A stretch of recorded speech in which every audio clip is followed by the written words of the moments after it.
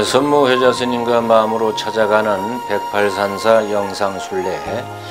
오늘은 서울 경국사로 갑니다. 경국사는 서울에 사시는 분들은 잘 알지만 지역에 계시는 분들은 그렇게 알려진 절이 아닙니다. 고려 충수왕 때인 1325년에 자정율사가 창건하여 청암사라고 하였답니다. 절이 삼각상 천봉 아래 위치한다고 청암사라 했다 합니다. 조선시대에는 1546년 문정왕후가 적극적으로 지원하여 대대적인 중창불사가 이루어졌습니다. 문정왕후는 조선 13대 명종의 어머니로서 명종이 12살에 즉위하자 수렴청정을 하면서 불교를 적극적으로 장려하여 신하들의 극국 반대에도 불구하고 보우스님을 봉은사 주지로 임명하고 성리학자들인 관료들의 반대에도 아랑곳하지 않고 도첩제를 실시하여 선교 양종에서 각각 30명의 승려를 뽑았으며 전국에 300여 개 절을 공인하였습니다. 전국의 유학자들이 문정왕후의 때 아닌 불교 부흥책에 아연실색하여 반대 상소를 빗발치듯 올렸지만 문정왕후는 꿈쩍도 하지 않았습니다. 이때의 불교 부흥책으로 임진왜란 때 활약한 가명대사 유정스님과 서산대사 휴정스님이 발탁되기도 하였습니다. 보우를 인생의 스승으로 신뢰했던 문정왕후는 그의 건의에 따라 죽은 남편인 중종의 묘를 봉은사 옆으로 이장해 오고 자신도 그 곁에 묻히기를 소원했습니다. 왕후는 봉은사를 크게 일으켰으며 갖가지 불교 행사를 연이어 열었습니다. 도처에서 유학자들이 문정왕후의 이러한 정책에 반발하였지만 그녀는 앞서의 그 어떤 왕도 해내지 못한 독단으로 생전에 불교 진흥을 이루어냈고 죽으면서 유언에서까지 불교의 미래를 걱정했던 왕후였습니다. 그래서 문정왕후의 능인 지금의 태능이 마치 왕릉과 같이 크게 조성된 것도 이러한 문정왕후의 권위 때문이라고 합니다.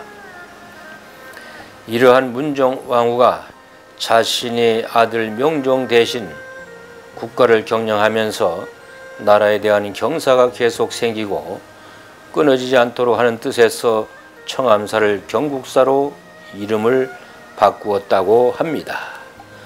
당시에는 서울에서 가장 가까운 호국기원도량이었고 문정왕후가 돌아가자 경국사에서 국제 나라의 제사를 지냈으며 임진왜란이 났을 때 서산대사 사명대사가 이 경국사의 구국숭병을 이끌고 와서 머물며 총지를 하기도 했습니다.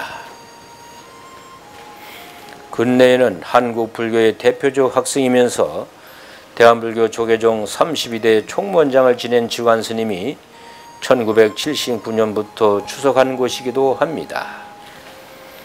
오늘 우리가 얼핏 생각하면은 비도 안 오고 날씨가 아주 땡땡하고 산에 새가 울고 또 도량도 넓어서 시원하면은 좋겠죠.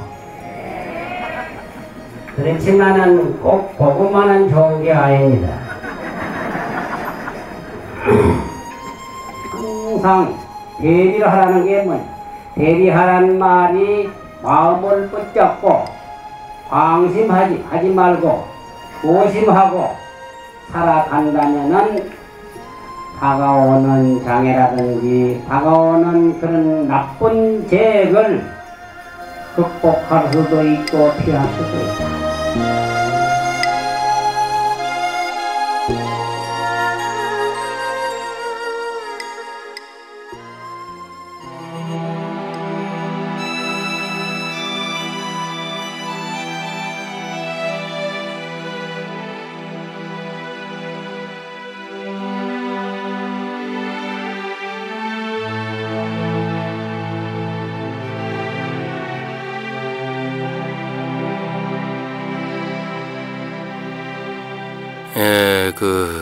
오늘의 본문은 나를 찾는 108기도문 제5배에 대해서 오늘 본문을 해드리도록 하겠습니다. 두 번 읽어보겠습니다. 모든 존재와 현상에는 실체로서 내가 없다는 것이 근본 진림을 명심하겠나이다. 모든 존재와 현상에는 실체로서 내가 없다는 것이 근본 진림을 명심하겠나이다. 부처님께서 이 재범부와 쉽게 말하면 나라는 것은 존재하지 않는다는 생각을 하시게 된 것은 바로 괴로움의 문제를 해결하기 위해서이죠. 부처님께서는 나는 단지 고와 고에서의 해탈만을 가르친다고 말씀하실 만큼 우리 인생의 고에 대해서 말씀을 많이 하셨습니다. 그래서 무아라는 것은 내가 없다는 뜻이죠.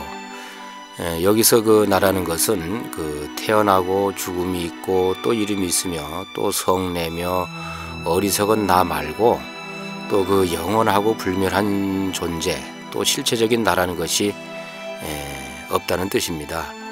나는 온갖 감정과 경계와 신호애락을 벗어나지 못하고 또 어떤 경계에 따라서는 기분이 좋기도 하고 또 나쁘기도 하고 또 온갖 분별에서 벗어나지 못하는 나인 것입니다.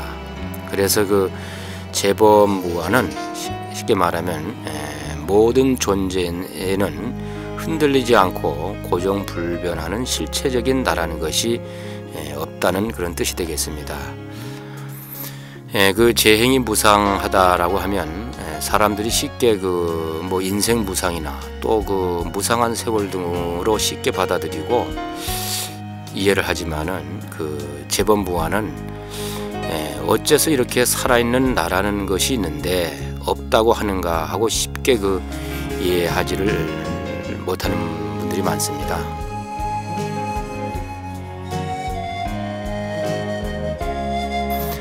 왜 그런가 하면은 한번 우리 불자님들 잘 들어보시기 바랍니다. 모든 존재는 비실체적인 여러 가지 요소로 이루어져 시시각각으로 변하면서 존재하기 때문에 그와 같은 존재 속에 고정불변한 실체적인 무엇이 없다고 봅니다.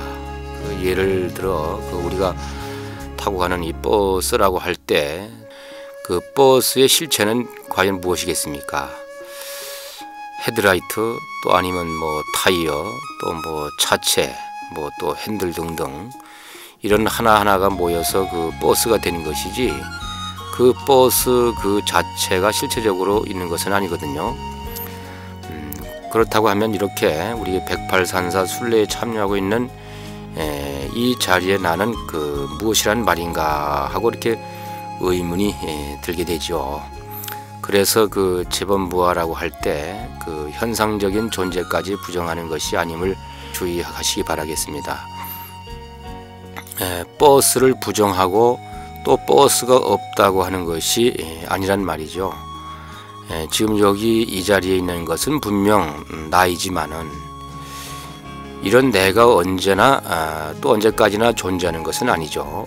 예를 들면 우리 108산사에 와서 108배하고 또 법당 참배하고 또 스님 법문도 듣고 하면은 산란했던 마음도 가라앉고 또 누구를 미워했지만 또 절에 와서 이렇게 법문을 듣고 있으면은 또 우리가 걸음걸음마다 이렇게 마음을 닦으면서 이렇게 하다 보면은 그래 내가 왜 옹졸하게 마음을 내어서 그랬던가 하면서 참여를 하게 되고 또 다시 돌아가서 그러지 말아야지 이제는 하면서 착한 마음을 내기도 하시지 않습니까?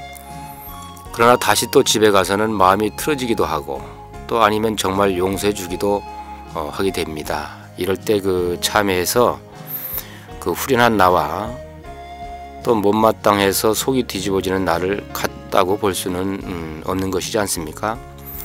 분명히 다른 사람입니다. 몸뚱이는 절에 있을 때나 집에 와서나 같은 몸뚱이인데 그래서 현재 있는 이 몸뚱아리를 부정하는 것은 또 아니거든요. 그러나 그 몸뚱이를 진정한 나라고 할 수 있는가 하는 점입니다. 여러분들이 집에서 나올 때 김보살이 그 절에 와서도 김보살이지만 그것은 모양만 그렇다는 것입니다. 독송하고 있는 금강경에도 보면 말이죠.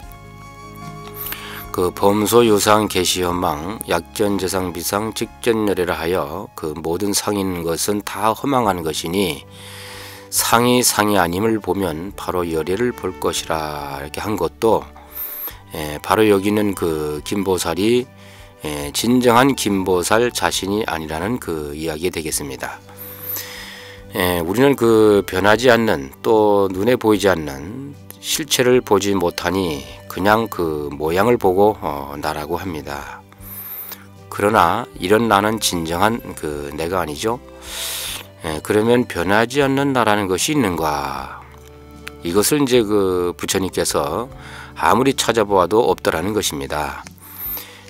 지금 여기 앉아 있는 나라는 것은 몇 종류의 요소들이 임시로 모여서 이루어진 잠시 있는 존재라는 것이 되겠죠.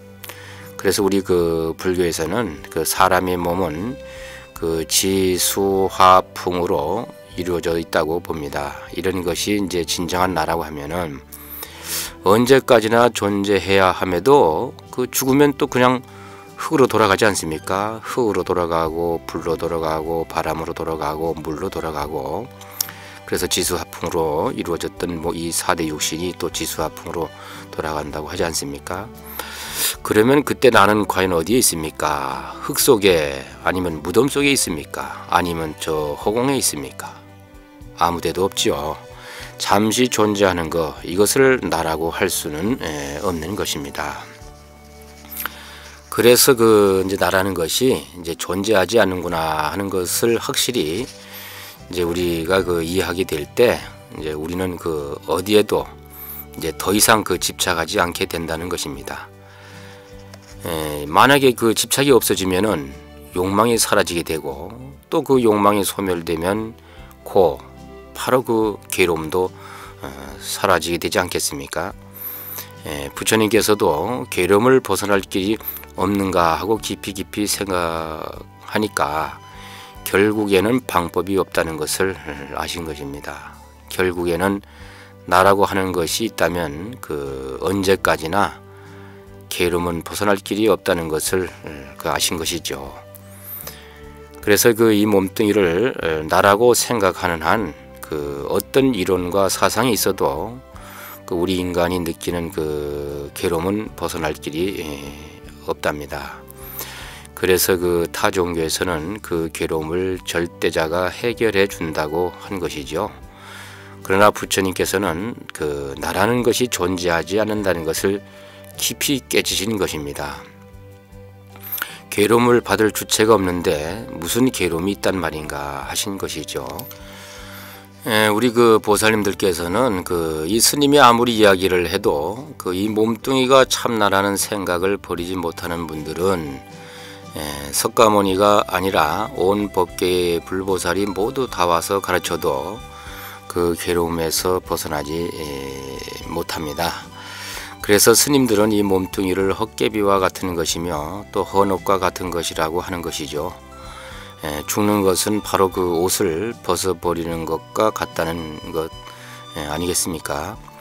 이런 가르침이 지금 이 자리에서 스님의 그 법문을 듣는다고 바로 가슴을 콱 치고 들어오지는 않을 것입니다. 그렇기 때문에 바로 이제 그 수행이 이제 바로 그래서 필요한 것이죠. 느꼈고 알았던 것을 그 바로 행동으로 이행되면 그 확연히 깨지신 분이고, 또 되었다 안 되었다 한다면 되는 시간이 점점 많아지도록 수행을 해야 되겠죠. 아이들을 위해서 돈을 벌어야지, 또 좀 더 큰 아파트로 가기 위해서 또 돈을 벌어야지, 또 뭐 그 좋은 차, 뭐 좋은 옷, 뭐 고급 음식, 또 뭐 해외여행 등등을 하고자 하는 모든 것이 지금 그 여기 있는 내가 존재하고 또 내가 해보고 싶다는 생각으로 인한 어떤 그런 욕망이라고 봅니다. 이것을 이루지 못해 괴로움이 생기는 것이 되겠습니다. 아예 이런 생각을 내지 않거나 또 그런 그 탐욕을 내는 나라는 것이 없으면 당연히 괴로움은 없을 것입니다. 근데 이 욕망은 쉽게 말하면 괴로움의 원인이며, 또 따라서 내가 존재한다는 생각은 고의 그 근본 원인이 된다고 부처님께서 말씀하셨거든요. 그러므로 그 무아 사상은 쉽게 말하면 그 괴로움의 제일 원인인 내가 존재한다는 생각을 우리 내부에서 깨트릴 수 있는 그 수단이 되는 것입니다.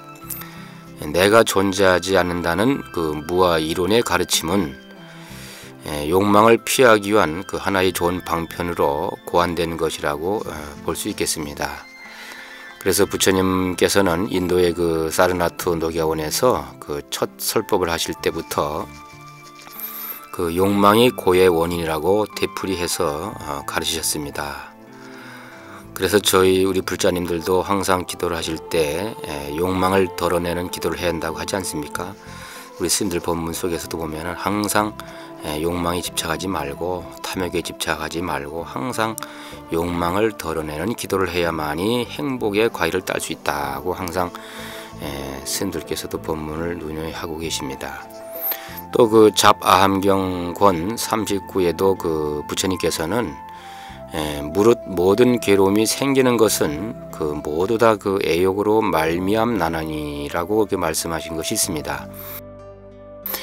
부처님께서는 그 비구들이여, 배움이 없는 사람들은 육체를 나라고 생각하거나 또 내가 육체를 가지고 있다거나 또 육체의 내부에 내가 들어가 있다고 생각한다고 이렇게 하셨습니다.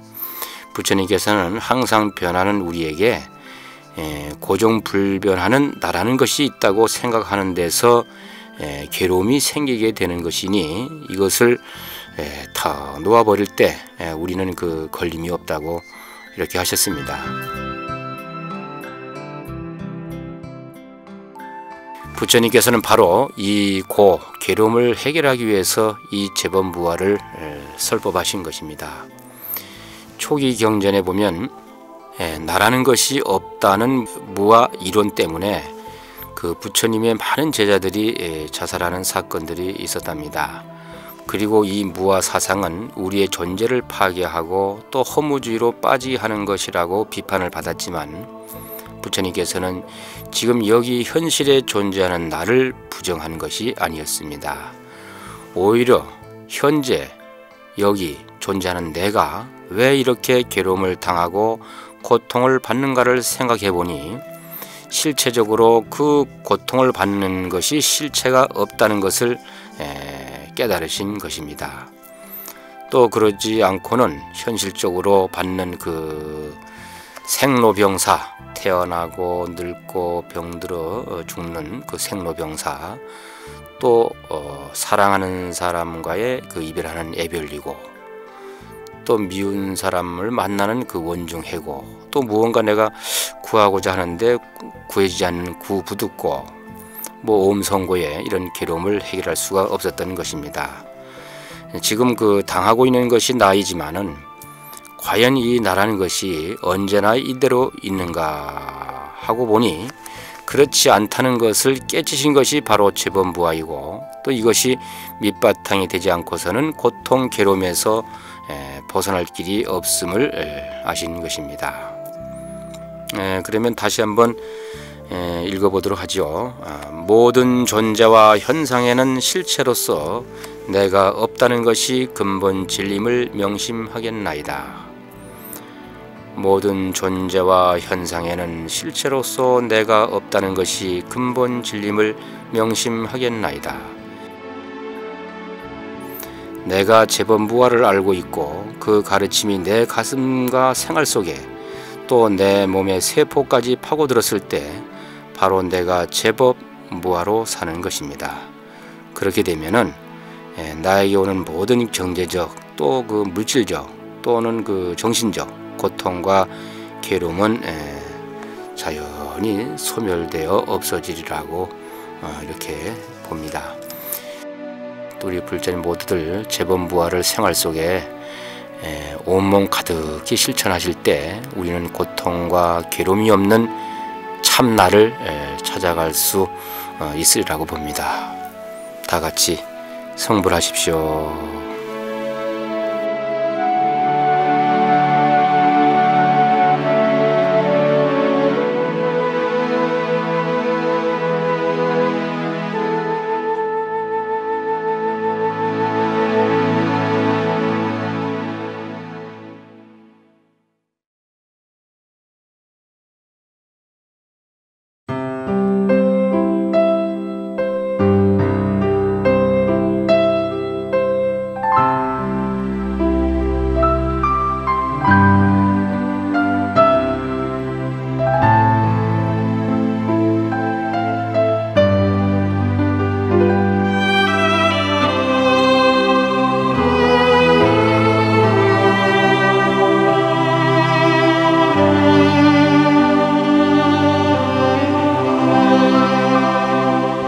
마음속 세간을 줄이세요.